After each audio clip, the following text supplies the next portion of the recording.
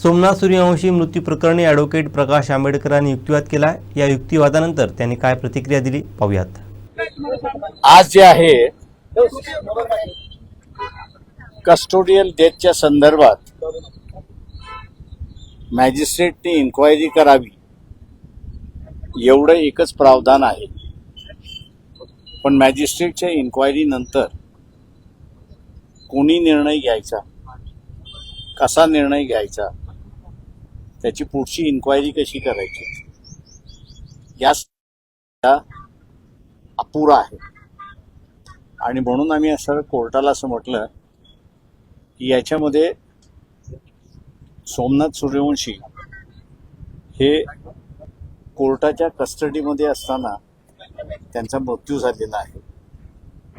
तेव्हा पुढची कारवाई जोपर्यंत असेंब्ली करत नाही किंवा पार्लमेंट करत नाही तोपर्यंत कोर्टाने नियमावली तयार करून त्याची पुढची कारवाई कशी झाली पाहिजे याची गाईडलाईन्स ले डाऊन करावं. त्या संदर्भात असं कोर्टाने मान्य केलं आणि 29ला हिअरिंगला ठेवलेलं आहे. शासनाला त्यांनी नोटीस काढलेली आहे का तिथे आम्ही असं SITची सुद्धा मागणी करतो की SIT नेमण्यात यावी. पण ही SIT सरकार नेमणार नाही तर कोर्ट नेमेल आणि ती कोर्टाच्या अंडर राहील असं आम्ही प्रेयर त्या ठिकाणी केलेलं आहे. आता कोर्ट ग्रांट करतं का ते बघणं महत्वाचं. कन्सिडर केले असं कोर्टानं म्हटलंय ना की याची कन्सिडर ते आमचे कन्सिडर म्हणजे ती नोटीस काढली म्हणजे त्यांनी कन्सिडर केलं हे होतच. बदलापूर प्रकरणाशी तुम्ही संबंध जुळवण्यात सांगितलेलं आहे. नेमकं दोन्ही सिमिलर कसे आहेत ते बदलापूर मधली सुद्धा कस्टोडियल डेथ आहे. पण बदलापूरच्या ह्याच्यामध्ये असणारं एमिनेस क्युरिया म्हणजे त्या आई वडिलांनी ती पिटिशन विड्रॉ केलेली आहे. कोर्टाने माणूस उभा केलेला आहे आणि त्यांच्या मार्फत कोर्ट चालवतोय. त्याच्यामुळे तिथे काही कमतरता आहे. ती कमतरता मला वाटतं या पिटिशन मार्फत आम्ही असणारा दुरुस्त करू एवढं त्याच्यामध्ये आहे. सुपरविजन करावं अशी तुम्ही भूमिका घेतलेली आहे. हो, माझं म्हणणं असं आहे की त्याच्यामध्ये आरोपी जो आहे ते राज्य शासनच आरोपी आहे आणि राज्य शासन आरोपी असल्यामुळे इन्क्वायरी कशी होते याचं त्यांना आम्ही असा नमुना दाखवला आणि त्याच्या आधारे आम्ही असं म्हटलं की गाईडलाईन ज्या येतील त्या गाईडलाईन्समध्ये मॉनिटर हे कोर्टाने केलेलं अधिक चांगलं राहील. तर कोर्ट म्हटलं की आपण पुढच्या वेळेस ते कन्सिडर करू. तुम्ही प्रतिवादी कुणाकुणाला केलंय यामध्ये सर? यामध्ये प्रतिवादी मी फक्त असणारा स्टेटला केलेला आहे आणि कोर्टाकडे आम्ही न्याय मागण्यासाठी आलेलो. कस्टोडियल डेथ मध्ये खरंच आता ज्युडिशरीने विचार करणं गरजेचं आहे. बरेच त्रुटी आहेत तपासाबाबतीत. ते 4 वर्षामध्ये महाराष्ट्रामध्ये 876 केसेस झालेले आहेत. पण त्याच्यापैकी कन्व्हिक्शन फारच कमी झालेलं आहे. याचं कारण की पुढे काय करायचं हेच नाही आहे. तो कायदा आम्ही सेटल करून घेऊ असं आम्हाला वाटतंय.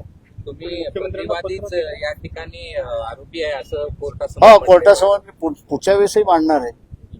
किंवा प्रतिवादी म्हणण्यापेक्षा सरकारच आरोपी आहे किंवा सरकारकडून अपेक्षा कोर्टाने धरणं किंवा पिटिशनरने धरणं योग्य नाही.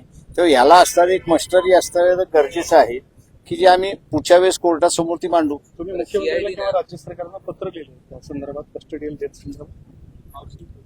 माझी असं देवेंद्र फडणवीस यांची भेट झाली होती या संदर्भातला आणि तेव्हा मी त्यांना म्हणालो होतो की तुम्हाला कायदा जो आहे तो कायदा पूर्ण करावा लागेल आणि तो कायदा जोपर्यंत तुम्ही पूर्ण करत नाही तोपर्यंत या कस्टोडियल डेथची इन्क्वायरी होणार नाही अशी परिस्थिती आहे. तुम्ही एक मुद्दा मांडला त्या ठिकाणी कस्टोडियल डेथचा रिपोर्ट हा चीफ जस्टिसला दिला गेला पाहिजे होता. हो, याचं कारण चीफ सेक्रेटरीला दिला गेला. ही मोठी चूक आहे सरकारची नाही. मला तर मॅजिस्ट्रेट गाईडलाईन नसल्यामुळे चूक कोणाची हे सांगताच येत नाही.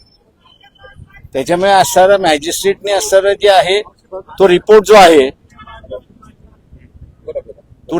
आहे तो रिपोर्ट त्यांनी चीफ सेक्रेटरीकडे पाठवला. तो चीफ जस्टिसकडे जायला पाहिजे. तो हायकोर्टाच्या चीफ जस्टिसकडे गेला पाहिजे किंवा सुप्रीम कोर्टाच्या चीफ जस्टिसकडे गेला पाहिजे, म्हणजे त्याला डायरेक्शन होती. मग हे डायरेक्शन तुमच्या केसनुसार रेज हे आता आमच्या रेस फायनल होईल. या सगळ्या चला, thank you. सीआयडीनं मध्यंतरी या प्रकरणामध्ये चौकशी केली होती. त्याला आरोपी करणार आहे मी, पुढच्या वेळेस त्याला आरोपी म्हणून आणणार आहे सीआयडीला. चलो, थँक्यू. आमचे दिवसभरातले सर्व अपडेट्स, ताज्या घडामोडी आणि थेट लाईव्ह पाहण्यासाठी सबस्क्राईब करा, लाईक करा कोकणचं नंबर 1 महा चॅनल कोकण 7 लाईव्हचं YouTube चॅनल.